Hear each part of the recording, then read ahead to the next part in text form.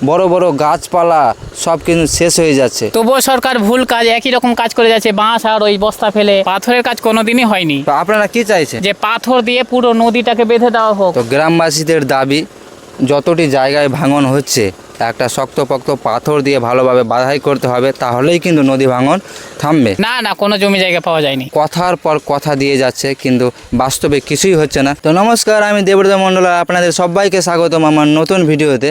আজ 22শে আগস্ট শনিবার। আমি এখন রয়েছি মুলিরামটোলা গ্রামে, মন্দিরটার পাশে, শিব মন্দিরটার পাশে। আজকে আমি আপনাদের সাথে শেয়ার করব কি মন্দিরটা বর্তমানে কীরকম অবস্থাতে রয়েছে। তো আমি ক্যামেরাম্যানকে বলবো এখান থেকে দেখাতে। এর আগের ভিডিওতে আমি দেখিয়েছি কি মন্দিরটার একদিকের অংশটা মানে পড়ে গেছে, নদী ভাঙনের জন্য পড়ে গেছে। আর গত 2 দিন থেকে কিন্তু নদীর পাশে বস্তার কাজ করা হচ্ছে, বাঁশ বস্তার কাজ। কালকেও বেশ পরিমাণের বস্তা ফেলা হয়েছে, মন্দিরটাকে রক্ষা করার চেষ্টা করছে। আর বিশেষ করে প্রশাসনের কাছে অনুরোধ রাখছি কি বস্তার সাথে সাথে যদি প্রয়োজনীয় পাথরের কাজ করা হয়, পাথর দিয়ে মন্দিরটার চারিদিকে বাঁধা হয়, তাহলে হয়তো আমরা একটা বড় মন্দির বাঁচিয়ে তুলব। কারণ বস্তার কাজ আমরা গত 5 বছর থেকেই দেখছি, বস্তা ফেলছে আবার কিন্তু ভাঙন হয়ে যাচ্ছে, ভাঙন কিন্তু থামানো যাচ্ছে না। নদীতে গত কয়েকদিন থেকে জলটা বাড়ছে, আজকেও বেশ পরিমাণে বেড়েছে। যত তাড়াতাড়ি পারেন একটা পাথরের কাজটা করুন, পাথর দিয়ে চারদিকটা বাঁধুন আর মন্দিরটাকে বাঁচান। এই গ্রামেরই একজন ব্যক্তি, তার কাছে আমরা কিছু জানবো। তো আপনি কতদিন থেকে দেখছেন কি নদীতে বাঁশ বস্তার কাজ হচ্ছে? এটা প্রায় 4-5 বছর থেকে দেখছি আমি। তো এই বাঁশ বস্তার কাজ করে কি নদী ভাঙন থামছে? না, এই বাঁশ বস্তার কাজ করে কি আর নদী ভাঙন থামে? এই শক্ত করে পাথর দিয়ে বাঁধতে হবে।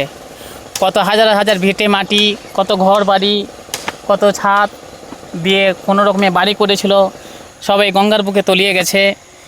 আর এই মন্দিরটা যদি গঙ্গার বুকে তলিয়ে যায়, তাহলে এই গ্রামের লোকের কোনো ভ্যালু থাকবে না। সরকারের চোখ থাকতে অন্ধ যে সরকারেরা একই রকম ভুল কাজ করে যাচ্ছে। এই মন্দিরে বস্তা আর বাঁশ ফেলে মানুষজনের জমি, বাড়ি, ঘর, ভিটেমাটি, পুরাতন স্মৃতি, বড় বড় গাছপালা সব কিন্তু শেষ হয়ে যাচ্ছে। তবুও সরকার কিসের কাজ করছে? তবুও সরকার ভুল কাজ, একই রকম কাজ করে যাচ্ছে। বাঁশ আর ওই বস্তা ফেলে নদী থামার চেষ্টা করছে, তো তাতে তো কোনো কাজই হচ্ছে না। এখানে মূল যে ভুলটা করছে সেটা প্রশাসন করছে কি যারা কাজ করছে তারা করছে?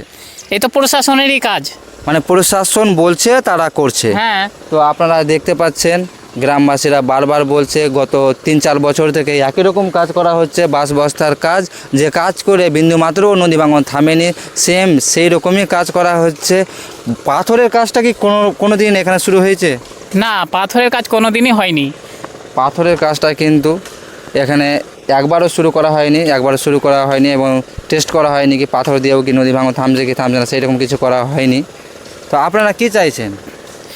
আমরা প্রশাসনের কাছে আবেদন জানাচ্ছি যে পাথর দিয়ে পুরো নদীটাকে বেঁধে দেওয়া হোক। যতদূর গঙ্গা কেটেছে, তাহলে গ্রামবাসীরা বাঁচবে, মন্দির বাঁচবে, সবাই বাঁচবে। তো গ্রামবাসীদের দাবি, যতটি জায়গায় ভাঙন হচ্ছে একটা শক্তপোক্ত পাথর দিয়ে ভালোভাবে বাধাই করতে হবে, তাহলেই কিন্তু নদী ভাঙন থামবে। আর একটা কথা বলতে চাই, যাদের বাড়ি সম্পূর্ণ হারিয়ে গেছে তাদের কি সরকারের পক্ষ থেকে কোনো ফ্যাসিলিটি মিলেছে, কোনো সুবিধা মিলেছে? ওই রকম পাওয়া গেছে, সাধারণত কেবল বাসনপত্র, যেমন চাল ডাল, চিড়ামুড়ি, এগুলো দিয়ে কি আর সংসার চলবে? আর আমি শুনেছিলাম কি যাদের বাড়ি ঘর পড়ে গেছে তাদেরকে একটা পুনর্বাসন দেওয়া কথা ছিল, সেটা কি পাওয়া গেছে? জমির কথা যেটা শুনেছিলাম সেটা না না, কোনো জমি জায়গা পাওয়া যায়নি। তো আপনারা সরাসরি দেখতে পাচ্ছেন কি এর আগের সরকার বলেছিল কি যাদের বাড়ি ঘর সম্পূর্ণ কিন্তু বিলীন হয়ে গেছে তাদেরকে কিন্তু পুনর্বাসন দেওয়ার কথা, কিন্তু এখনও পর্যন্ত পুনর্বাসন দেওয়া হয়নি। শুধু কথার পর কথা দিয়ে যাচ্ছে, কিন্তু বাস্তবে কিছুই হচ্ছে না। তো অবশ্যই আপনারা ভিডিওটা শেয়ার করবেন। আজকের ভিডিওটা বেশি বড় করব না। আজকের ভিডিওটা আপনাদের কেমন লাগলো অবশ্যই কমেন্ট করে জানাবেন। আর এইরকম ভিডিও দেখার জন্য আমার চ্যানেলটাকে সাবস্ক্রাইব করে রাখেন। আর ভিডিওটা শেষ পর্যন্ত দেখার জন্য আপনাদের অসংখ্য ধন্যবাদ জানাই।